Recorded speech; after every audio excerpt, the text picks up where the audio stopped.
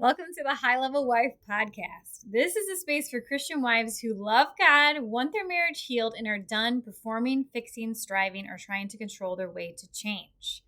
Here we're going to talk about marriage God's way through right order, surrender, heart posture, and spirit-led transformation. This is not self-help, it's discipleship. My name is Chelsey Holm, and my role is to help you move from awareness into obedience so real healing, wholeness, and restoration can take root. Let's begin. Welcome back to the High Level Wife Podcast. I am Chelsey Holm, your host, and we do marriage God's way here. I don't know how many of you have kids home from summer. Everyone should be home now. I feel like here in Illinois, we have like the longest school year in the country with like 180 days or something like that we have to be in school. It's crazy. But it's kind of funny because, I think I had expectations going into summer because we have really good order in our home, but I didn't really allow for the shifts to occur, and then I got really frustrated. So it was interesting because I was actually asking at the end of the year, and I think I shared this on one of the previous episodes about, is it staff and teachers that are most excited about summer, or is it kids, or is it parents? And one of the teachers looked at me and he was like, yeah, it's definitely not parents. And I was surprised by that. But I think I was also kind of naive about what I was going into. And because this is the first summer that I've had a fully regulated nervous system. Zach is home, right? Because last year, remember, that's when well, actually, last year, I guess he got home, but then we were adjusting after being a party year when he was in Kansas for his school and all of that stuff, right?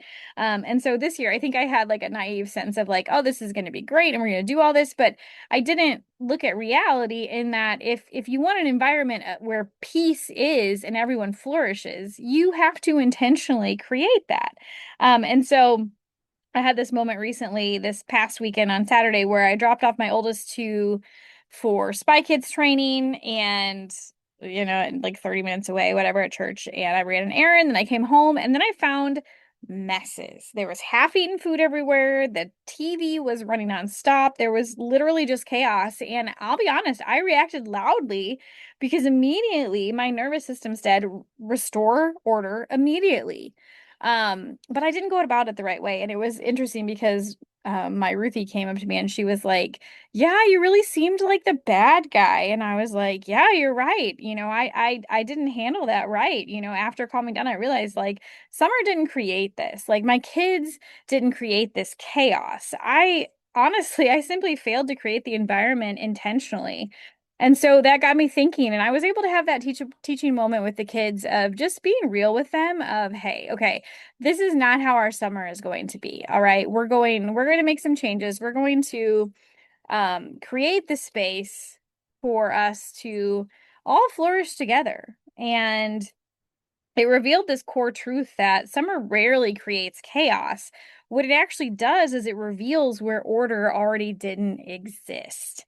And it's the same in marriage, right? Marriage isn't the problem. Marriage reveals the areas that God wants to heal us and the areas that God wants to prune in us, both of us, right? It exposes those things. Um, so because we need to reframe these things. When routines disappear, what's underneath becomes visible. And for many women, what gets exposed is exhaustion, overfunctioning, poor boundaries, misplaced priorities, and overall just out of order living. And so right order is something that I teach about all the time. It's really what we start with inside High Level Wife and High Level Husband because everything flows from that. So let's revisit right order because right order will allow everything to flow as God designed it. Wrong order creates chaos. It really does. So the order is God first, not after the kids or chores or work or surviving the day.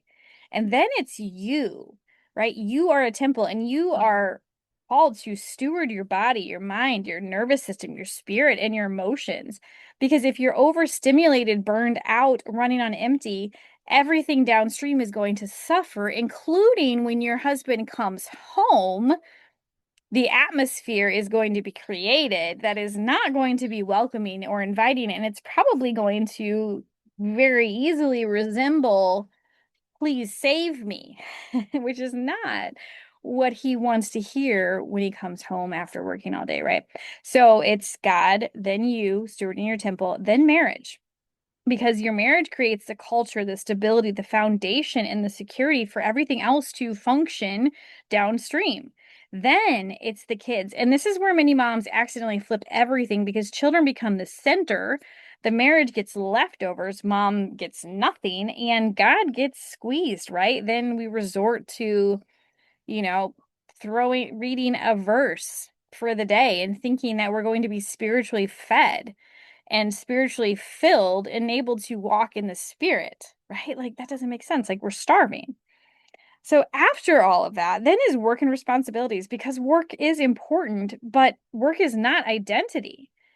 And it shouldn't consume everything else. So when the order gets flipped, everything starts to feel heavier and you start asking, why am I overwhelmed while carrying things out of order? I mean, could you imagine, this is a stupid example, but could you imagine if you went and you got groceries and you brought them home and you tried to start cooking with them before you even put them away? Like you left them all in your car and you started to cook a meal where you had to keep going back to your car to get the ingredients, but guess what's going to happen? Things are going to start to spoil. So that's a silly example, but it makes so much sense, right? So here's what I realized about creating this environment is that my kids didn't need more yelling, obviously, newsflash, right? But what they needed was the environment where they could flourish. And this is one that is a challenge for me because it's really easy for me to focus on what I'm seeing and focus on constant correction of having them to act a certain way. But that's not how we're called. Like that's not how the Lord works with us. So leadership is actually creating environments where flourishing becomes easier.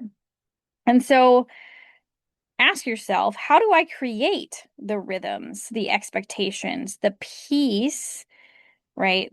And I'll tell you, like you're not creating the peace, but you are establishing and creating a space for peace to be experienced by everyone, right? How are you creating margin? How are you creating intentional space for connection instead of how do I stop the chaos? Right? That's like, how do I stop the bleeding when it's gushing? When it's like, okay, well, first let's remove all of the sharp objects that are littered all over the place that keep slashing us, right? And so honestly, this really is marriage too. And many wives ask, how do I fix my husband or how do I change him or praying, God, change him? But a better question is, what environment am I helping create? And so inside High Level Wife, this is something that the wives understand or are learning to understand is that I do not create peace accidentally, or peace isn't created accidentally. We build systems for it. We work intentionally and repeatedly because what is done often is what's going to stick, right? And unfortunately, we do things unintentionally without any thought on repeat all the time, and systems are created without us having any intention behind it at all. So I want you to ask yourself, where am I out of order? And what is getting too much or too little? And what environment am I unintentionally creating? Because peace is rarely found. It is intentionally built. It's intentionally built by creating the space for peace to be experienced by everyone. Because flourishing families, flourishing marriages, and flourishing women usually have one thing in common, and that's right order. I will see you on the next episode. If this episode stirred something in you, but High Level Wife feels like too big of a step right now, I want you to hear this clearly. You don't have to jump ahead to honor what God is doing. I created a short guided experience called From Awareness to Surrender for women who aren't ready for ongoing support but know they can't stay where they are. It includes 3 short teachings, a guided exercise, and a prayer I recorded over you.